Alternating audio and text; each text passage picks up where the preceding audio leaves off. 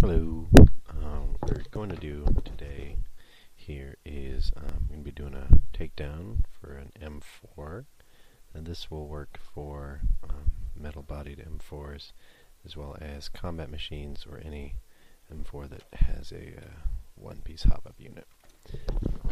In this specific case, this is a combat machine, and the first step there was removing the forward body pin and getting that out of the way. Some models will have both sides of that will actually be a screw, so I have to unscrew it. So here we can see the top of the gearbox there, and the hop-up sitting off to the side that's already been removed. The next step here is removing the pistol grip. A lot of these will have 2mm Allen key screws or a T2 Torx type screw. I replaced mine with Phillips heads. And I thought I had all the tools that I needed, but unfortunately I do not. So there I'm removing my motor tabs. I've actually pinched mine together so that they stay on there during the gameplay, because sometimes they, due to the vibration of the motor, they will just shake off, so I've made them extra tight. Next step here, using a longer screwdriver, preferably magnetized, to remove the screws in the bottom of the pistol grip. I do say preferably, but in this case I actually use an unmagnetized screwdriver, and the screws end up just sitting there in the bottom of the pistol grip until I need them again. Be careful when you're threading those motor wires right through, because if you're not careful, you just rip them right off, and then you have to resolder, and it's a pain in the butt.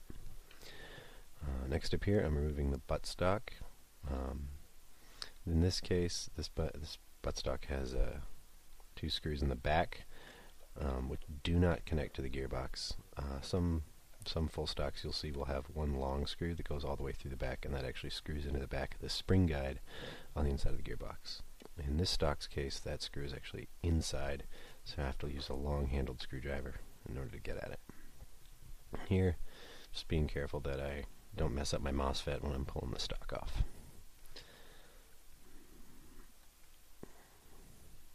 I always suggest MOSFETs, by the way.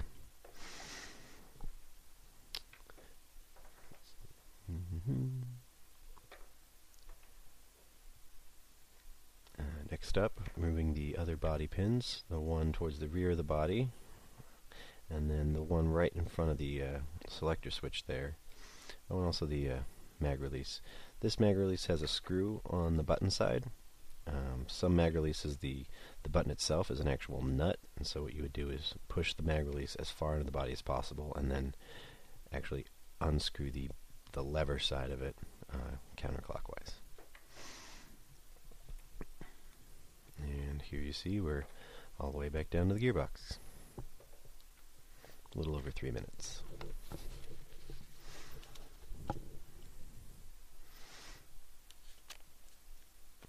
Now we're going to reassemble it. The first step here, make sure there's no obstructions, no extra dirt or anything in there. Just make sure everything fits back perfectly.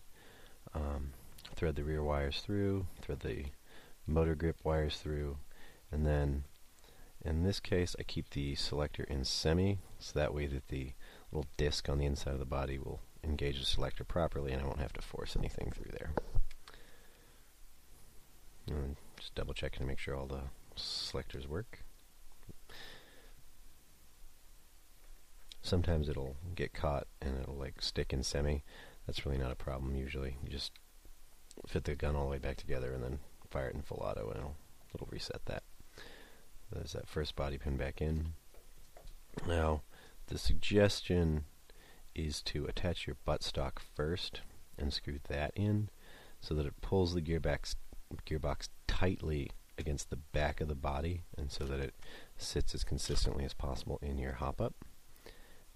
It's one of those things that it's one of those little things that if you pay attention to that sort of thing, it'll really pay off in the long run. Sometimes you get weird feed issues for no reason, and it's because your gearbox is sitting half a millimeter too far forward, so the air nozzle doesn't come back all the way, and so the gun won't feed. It just happens sometimes. Next up here, I'm just reinstalling the mag lever with that little spring there, little button, and that little screw. Yeah, I think the screw's a pain in the butt, but I just haven't bought them. I haven't purchased a replacement. Just making sure everything's safe. Just make sure the air nozzle is still working, you know, just in case.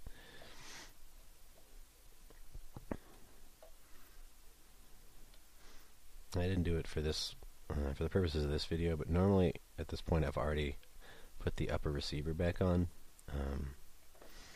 simply because it, again, it's one of those things that it'll help you reset your hop up perfectly. This is me reinstalling that little body pin right in front of the selector, and I don't know what just happened there.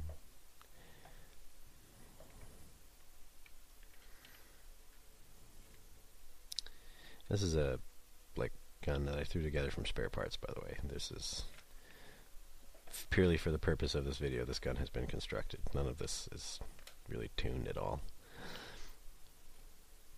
except for the gearbox. Gearbox is actually okay. It's one little ugly rifle.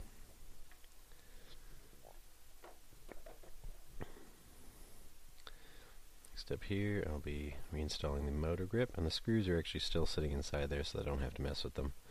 They just pop right back on the holes, as long as you're careful about the wiring as it's coming back through. There's that long-handled Phillips head screwdriver. Gets those right back where they need to be.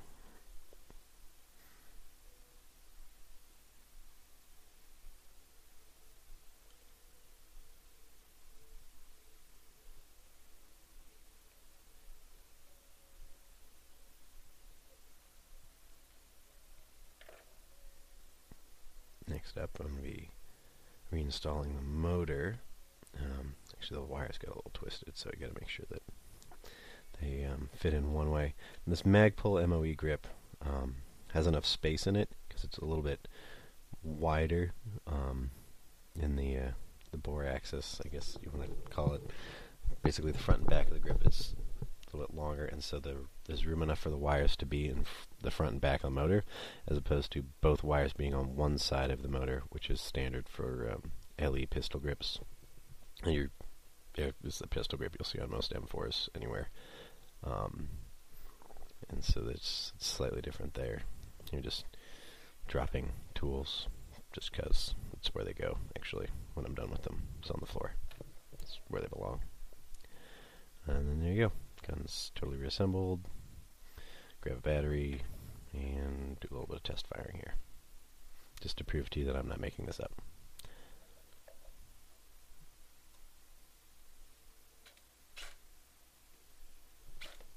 And that's all there is to it.